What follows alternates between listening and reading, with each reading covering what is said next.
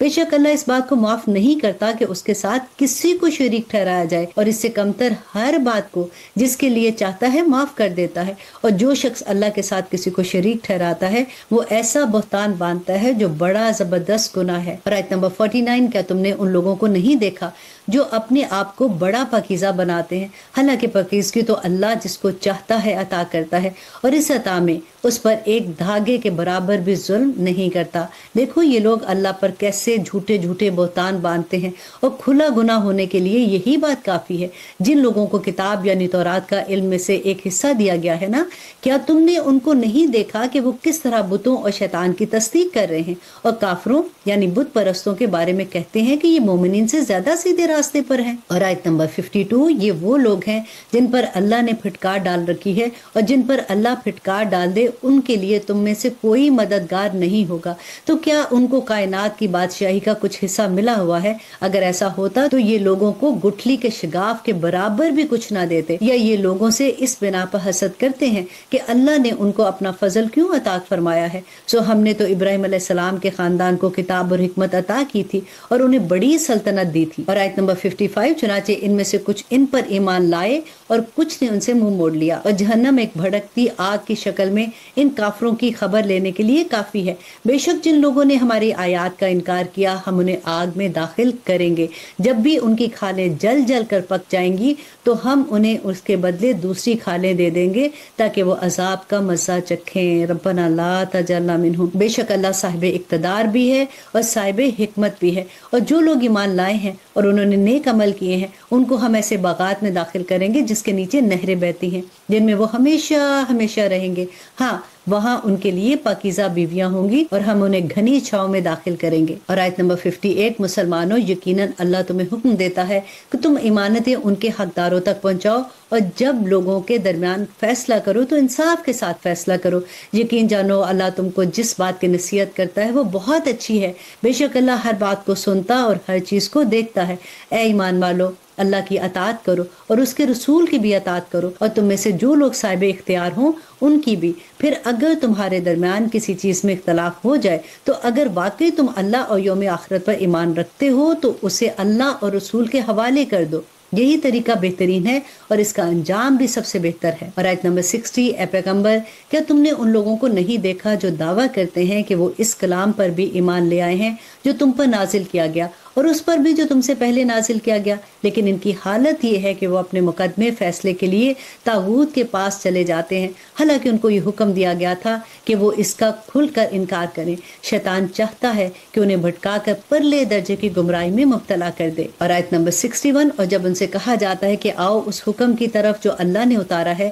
اور آؤ رسول کی طرف، تو تم ان منافقوں کو دیکھو گے کہ وہ تم سے پوری طرح منہ موڑ بیٹھے ہیں۔ پھر اس وقت ان کا کیا حال بنتا ہے جب خود اپنے ہاتھوں کے کرتوت کی وجہ سے ان پر کوئی مصیبت آ پڑتی ہے۔ اس وقت یہ آپ کے پاس اللہ کی قسمیں کھاتے ہوئے آتے ہیں کہ ہمارا مقصد بھلائی کرنے اور ملاپ کرانے کے سوا کچھ نہیں تھا۔ یہ وہ ہیں کہ اللہ ان کے دلوں کی ساری باتیں خوب جانتا ہے، لہٰذا تم انہیں نظر انداز کرو، انہیں نصیحت کرو اور ان سے خود ان کے بارے میں ایسی بات کہتے رہو جو دل میں اتر جانے والی ہو۔ پر ہم نے کوئی رسول اس کے سوا کسی اور مقصد کے لیے نہیں بھیجا کہ اللہ کے حکم سے اس کی اطاعت کی جائے۔ اور جب ان لوگوں نے اپنی جانوں پر ظلم کیا تھا، اگر یہ اس وقت تمہارے پاس آ کر اللہ سے مغفرت مانگتے اور رسول بھی ان کے لیے مغفرت کی دعا کرتے تو یہ اللہ کو بہت معاف کرنے والا اور بڑا مہربان پاتے۔ آیت نمبر 65، نہیں اے پیغمبر تمہیں اپنے پروردگار کی قسم، یہ لوگ اس وقت تک مومن نہیں ہو سکتے جب تک یہ اپنے باہمی جھگڑوں میں تمہیں فصیل نہ بنائے۔ پھر تم جو کچھ فیصلہ کرو اس کے بارے میں اپنے دل میں کوئی تنگی محسوس نہ کریں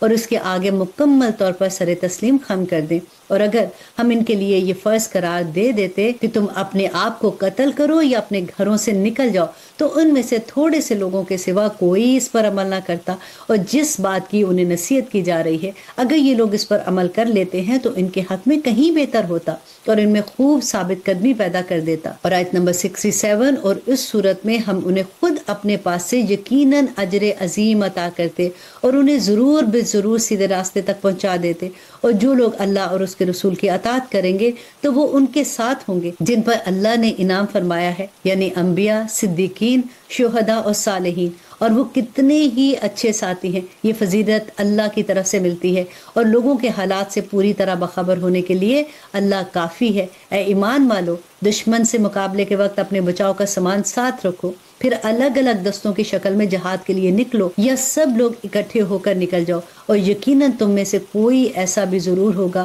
جو جہاد میں جانے سے سستی دکھائے گا۔ پھر اگر جہاد کے دوران تم پر کوئی مصیبت آ جائے تو وہ کہے گا کہ اللہ نے مجھ پر بڑا انعام کیا کہ میں ان لوگوں کے ساتھ موجود نہیں تھا۔ اور آیت نمبر 73، اور اگر اللہ کی طرف سے کوئی فضل یعنی فتح اور مال غنیمت تمہارے ہاتھ آئے تو وہ کہے گا گویا تمہارے اور ان کے درمیان کبھی کوئی دوستی تو تھی ہی نہیں، کہ کاش میں بھی ان لوگوں کے ساتھ ہوتا تو بہت کچھ میرے ہاتھ بھی لگ جاتا۔ لہٰذا اللہ کے راستے میں وہ لوگ لڑے جو دنیاوی زندگی کو آخرت کے بدلے بیچ دیں، اور جو اللہ کے راستے میں لڑے گا پھر چاہے قتل ہو جائے یا غالب آ جائے، ہر صورت میں ہم اس کو زبردست ثواب عطا کریں گے۔ اور اے مسلمانوں، تمہارے پاس کیا جواز ہے کہ اللہ کے راستے میں اور اس بے بس مردوں اور عورتوں اور بچوں کی خاطر نہ لڑو جو یہ دعائیں کر رہے ہیں کہ اے ہمارے پروردگار، ہمیں اس بستی سے نکال لائیے جس کے باشندے ظلم توڑ رہے ہیں، اور ہمارے لیے اپنی طرف سے کوئی حامی پیدا کر دیجئے، اور ہمارے لیے اپنی طرف سے کوئی مددگار کھڑا کر دیجئے۔ آج فلسطین کا واقعہ یاد کیجئے، ایسا نہیں لگتا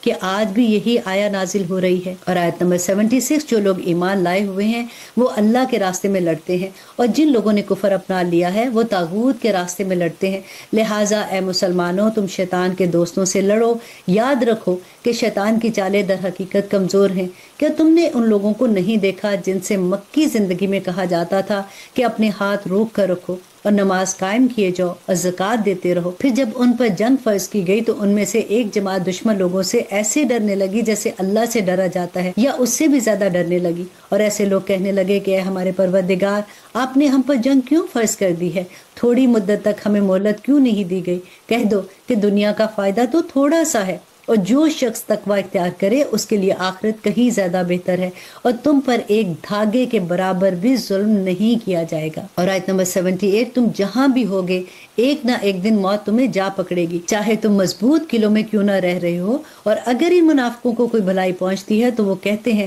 کہ یہ اللہ کی طرف سے ہے، اور اگر ان پر کوئی برا واقعہ پیش آتا ہے تو اے پیغمبر، وہ تم سے کہتے ہیں کہ یہ برا واقعہ آپ کی وجہ سے ہوا ہے۔ کہہ دو کہ ہر واقعہ اللہ کی طرف سے ہوتا ہے۔ ان لوگوں کو کیا ہو گیا ہے کہ یہ کوئی بات سمجھنے کے نزدیک تک نہیں آتے؟ تمہیں جو کچھ اچھائی پہنچتی ہے وہ محض اللہ کی طرف سے ہوتی ہے، اور جو کوئی برائی پہنچتی ہے وہ تمہارے اپنے اعمال کا سبب ہوتا ہے۔ اللہ اکبر۔ اور آیت نمبر 79 کہ اے پیغمبر، ہم نے تمہیں لوگوں کے پاس رسول بنا کر بھیجا ہے، اور اللہ اس بات کی گواہی دینے کے لیے کافی ہے۔ اور آیت نمبر 80، جو رسول کی اطاعت کرے گا اس نے اللہ کی اطاعت کی، اور جو اطاعت سے منہ پھیر لے تو اے پیغمبر، ہم نے تمہیں ان پر نگران بنا کر نہیں بھیجا کہ تمہیں ان کے عمل کا ذمہ دار ٹھہرایا جائے۔ اور یہ منافق لوگ سامنے تو اطاعت کا نام لیتے ہیں، مگر یہ تمہارے پاس سے باہر جاتے ہیں تو ان میں سے ایک گروہ رات کے وقت تمہاری باتوں کے خلاف مشورہ کرتا ہے، اور یہ رات کے وقت جو مشورہ کرتے ہیں اللہ وہ سب لکھ رہا ہے، لہٰذا تم ان کی پرواہ مت کرو اور اللہ پر بھروسہ رکھو، اللہ تمہاری حمایت کے لیے کافی ہے۔ کیا یہ لوگ قرآن میں غور و فکر سے کام نہیں لیتے؟ اگر یہ اللہ کے سوا کسی اور کی طرف سے ہوتا تو وہ اس میں بکثرت اختلافات پاتے۔ اور آیت نمبر 83، اور جب ان کو کوئی بھی خبر پہنچتی ہے چاہے وہ امن کی ہو یا خوف پیدا کرنے والی، تو یہ لوگ اپنی تحقیق کے بغیر پھیلانا شروع کر دیتے ہیں، اور اگر یہ اس خبر کو رسول کے پاس یا اصحاب اختیار کے پاس لے جاتے تو ان میں سے جو لوگ اس کی کھوج نکالنے والے ہیں وہ اس کی حقیقت معلوم کر لیتے۔ اور مسلمانوں، اگر اللہ کا فضل اور اس کی رحمت تم پر نہ ہوتی تو تھوڑے سے لوگوں کو چھوڑ کر باقی سب شیطان کے پیچھے لگ جاتے۔ لہٰذا اے پیغمبر، تم اللہ کے راستے میں جنگ کرو، تم پر اپنے سوا کسی اور کی ذمہ داری نہیں ہے۔ ہاں، مومنوں کو ترغیب دیتے رہو، کچھ بعید نہیں کہ